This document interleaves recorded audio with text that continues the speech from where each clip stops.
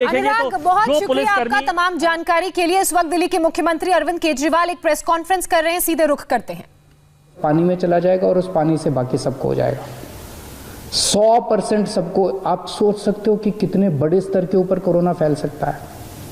तो छठ पूजा करने की मनाही नहीं है, केवल और केवल इतनी मनाही है कि किसी भी पब्लिक पॉन्ड पे, किसी भी पब्लिक तालाब पे, किसी वाटर बॉडी के अंदर हम उतर के एक साथ छठ पूजा नहीं मना सकते।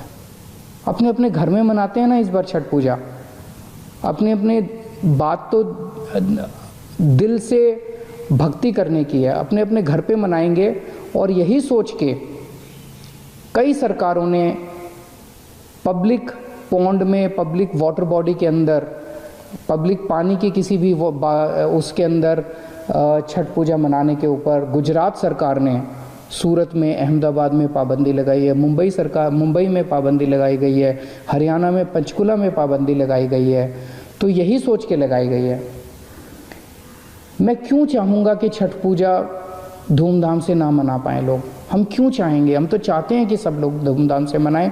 जब से हमारी सरकार बनी है, दिल्ली के अंदर छठ पूजा मनाने के लिए कितनी तैयारियां करते हैं। सरकार कितनी तैयारियां करती है, सरकार कितना बजट देती है छठ पूजा की तैयारियां करने के लिए। लेकिन इस बार ये महामारी है और आप ही की सेहत के लिए, अपने परिवार की सेहत के लिए हम ये कदम उठाने पर मजबूर हुए हैं। छठ पूजा मनाएं, अपने अपने घर पे मनाएं।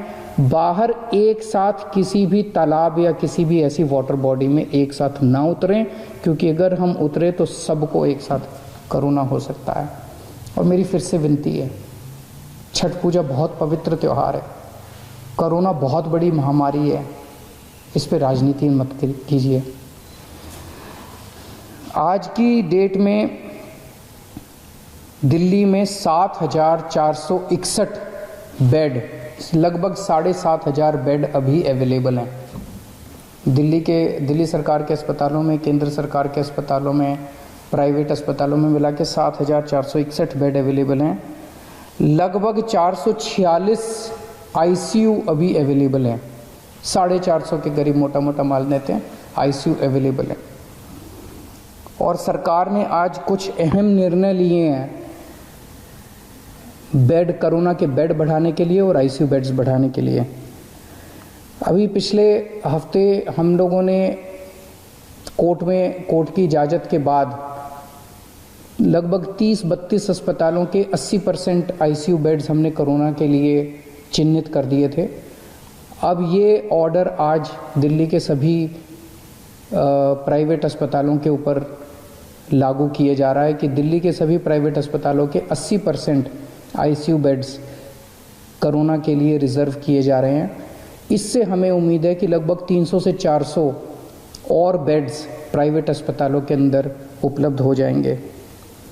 जो नॉर्मल बेड्स हैं, नॉन आईसीयू बेड्स हैं, आईसीयू के अलावा जो दूसरे बेड्स हैं, वो अभी तक 50% बेड्स प्राइवेट अस्पतालों में कोरोना के लिए रिज़र्व थे। अब इनको बढ़ा के 60% बेड्स को कोरोना के लिए कुछ दिनों के लिए रिज़र्व किया जा रहा है, जब तक ये महामारी पीक चल रही है। उसी तरह से जितनी नॉन क्रिटिकल प्लान्ड सर्जरीज हैं, जैसे आपको टॉन्सिल है, मान लीजिए टॉन्सिल का ऑपरेशन कराना है, डॉक्टर ने कल की डेट दे रखी है, लेकिन वो टॉन्सिल का तो ऑपरेशन अगले महीने भी हो सकता है, कोई क्रिटिकल नहीं है। इसी तरह से कई सारी सर्जरीज होती हैं जिनको क्या कहा जाता है, प्लान्ड सर्जरीज। क्रिटिकल नहीं होती, 2 महीने बाद हो जाए, महीने बाद हो जाए, कोई फर्क नहीं पड़ता। ऐसी non critical surgeries, non critical planned surgeries को कुछ दिन के लिए पोस्टपोन करने के लिए सभी अस्पतालों को कहा जा रहा है। और जैसा मैंने कल कहा था कि आईसीयू बेड्स में दिल्ली सरकार अपने अस्पतालों के अंदर 663 बेड्स की और व्यवस्था, नए बेड्स की व्यवस्था कर रही है। और केंद्र सरकार ने 750 आईसीयू बेड्स देने का आश्वासन दिया है। दोनों मिला के मुझे लगता है 1413 और नए आईसीयू बेड्स, केंद्र सरकार के और दिल्ली सरकार के मिला के 1413 और नए आईसीयू बेड्स इससे उपलब्ध हो जाएंगे।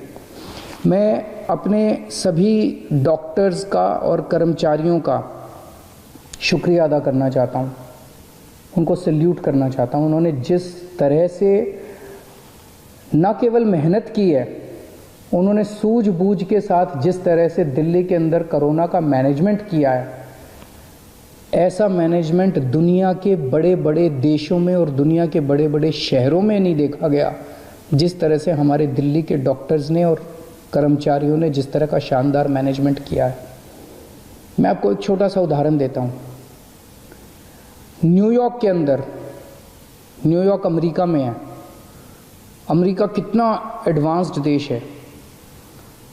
न्यूयॉर्क के अंदर 6 अप्रैल को उनकी पीक आई थी। 6 अप्रैल को उनके 6,353 केस थे। उस दिन 6,353 केसों में उनकी 575 लोगों की मौत हुई थी।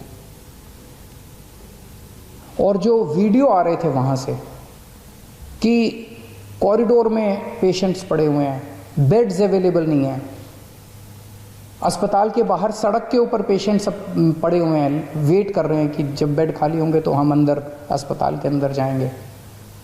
बुरा हाल था चारों तरफ और इतनी डेथ हो रही थी, बॉडीज एक दूसरे के ऊपर पड़ी हुई थी। इसी तरह की तस्वीरें स्वीडन से आई थी, इसी तरह की तस्वीरें फ्रांस से आई थी, इसी तरह की तस्वीरें इटली से आई थी। जब बेड्स खत्म हो गए थे, लोग बाहर पड़े हुए थे, लोग जब उनकी पीक आई थी। आज दिल्ली के अंदर लगभग पिछले हफ्ते 8,500 केसेस तक हम पहुंच गए दिल्ली में। लेकिन हमारे डॉक्टर्स ने इतनी शानदार, हमारे मेडिकल सुपरिंटेंडेंट्स ने, मेडिकल डायरेक्टर्स ने, डॉक्टर्स ने, मेडिकल फ्रेटर्निटी ने इतनी शानदार व्यवस्था की है, इतना शानदार कोविड का मैनेजमेंट दिल्ली में किया है कि दिल्ली के अंदर ऐसी व्यवस्था नहीं है। दिल्ली में आज भी 7,500 बेड्स अवेलेबल हैं, आज भी 450 आईसीयू बेड्स अवेलेबल हैं। कॉरिडोर के अंदर पेशेंट्स नहीं पड़े हुए, सड़कों के ऊपर पेशेंट्स नहीं पड़े हुए। इतनी ज़्यादा पीक आने के बाद भी 100-125 के करीब डेथ्स हो रही हैं। नहीं होनी चाहिए, ये भी ज़्यादा है, इसको कम करेंगे। लेकिन जब आप इतने एडवांस्ड कंट्रीज से कंपेयर करते हो जहाँ पे बुरा हाल हो गया था, मुझे लगता है हमारे डॉक्टर्स ने बहुत शानदार प्रदर्शन किया है।